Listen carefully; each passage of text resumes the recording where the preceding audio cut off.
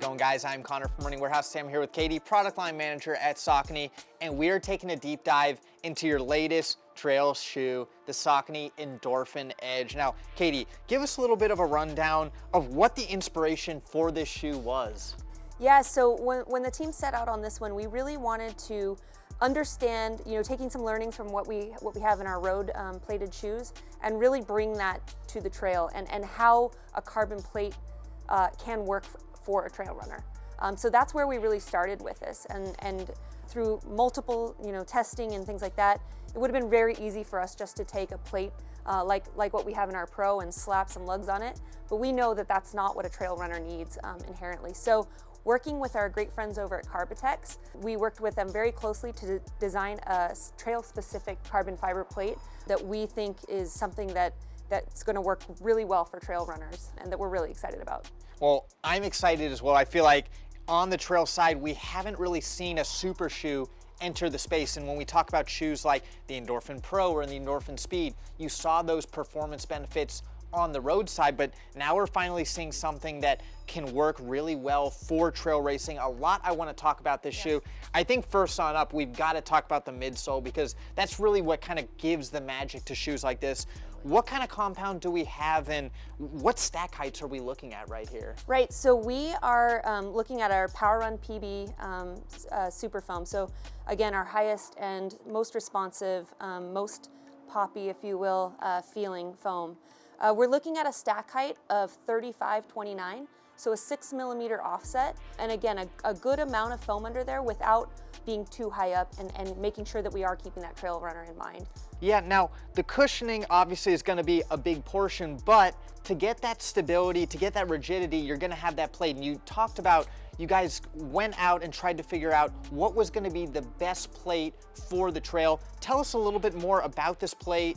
What's the shape, what material? Tell us everything about what makes it a trail-specific carbon fiber plate. Absolutely. So Carbitex is a leader, a pioneer in flexible carbon fiber. And we were really intrigued and fascinated by that and what that could mean for trail runners. So again, working with them, we landed on a plate that is actually anisotropic, which is just a fancy word for it's stiff in one direction and flexible in another. So our plate will be, again, stiff in one direction, flexible in another, and I'm putting it on this side just so we can picture the plate shape, but it's actually like a wishbone shape here. And we tested multiple sizes of the plate, types of shape, lengths of plates, and really where we netted out, again, is that wishbone sort of bifurcated plate that comes to about here. And we purposefully ended it there, again, with a bunch of testing with athletes and wear testers alike. Really what we found is if you're running miles and miles and miles repetitively, we didn't want that person to constantly come down on that hard, stiff plate. So we really would rather have them come down on that really nice, cushy, responsive PWRRUNPB.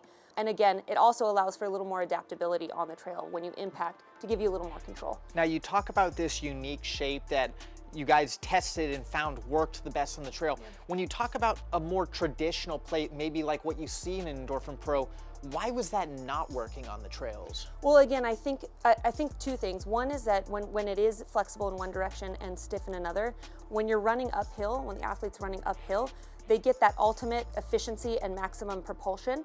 Also, the plate acts like a shelf on the back, so that doesn't allow the heel to come back down as you're running up. So it really saves calves, quads, hammies over time.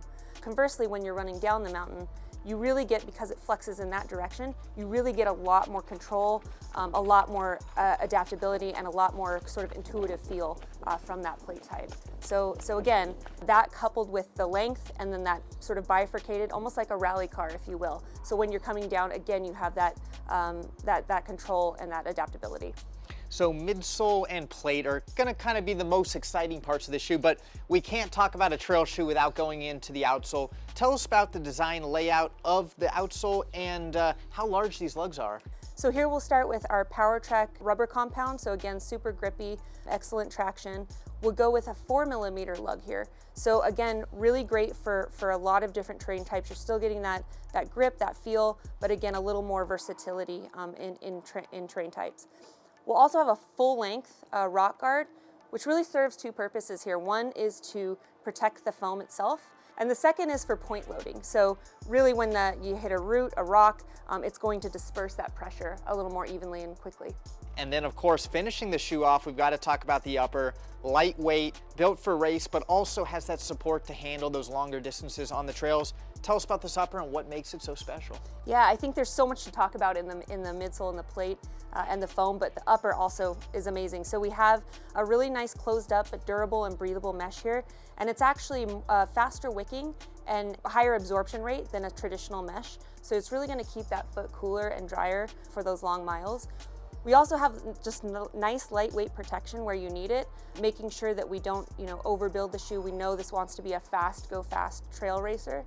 And then finally, little design items like the D-ring for gaiter compatibility, really built into this vamp area, nice and sleek. And then also we have our gillies here, so you're going to get a nice midfoot feel.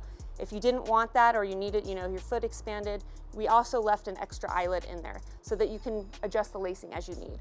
Now I feel like I'm going to be extremely excited to use this for trail racing, but this isn't necessarily the first Saucony trail shoe that's featured PWRRUNPB. We saw the introduction in the Saucony Endorphin Trail this past year. Can you tell us about what you learned from that shoe and then how you were able to kind of take those learnings and then create a true race-specific shoe? Yeah. So again, to your point, a little bit different animal in the Endorphin Trail. We really wanted to make sure, again, with this, that we were using that super foam, but in a way that it allows the athlete to have a little more control, a little closer to the ground. So you'll see the stack heights are a little lower here.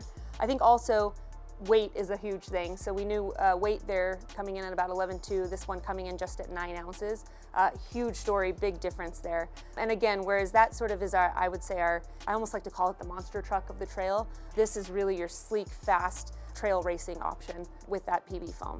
So I think we will probably see a lot of people racing on the trail in this, but I think it might have maybe a bunch of different uses because of how versatile, how light, how fast it is, but still having that cushioning. Where do you think you're going to see most people using this shoe? I think just like a lot of the plated and super foam shoes on the roadside, you're going to see a lot of people using this. We do have this as positioned as our long distance trail racer, but I think this, again, with the lug height, with just the fun feel of what the shoe is going to offer, I think you're going to see a lot of different trail runners looking for this shoe as an option.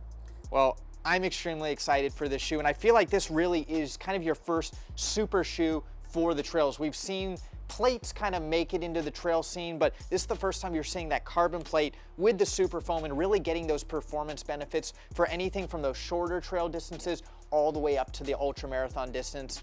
Again, I can't wait to try this out for myself. And if you're looking to try it out for yourself, good news is it's finally here. It's available now. You can get your own at runningwarehouse.com.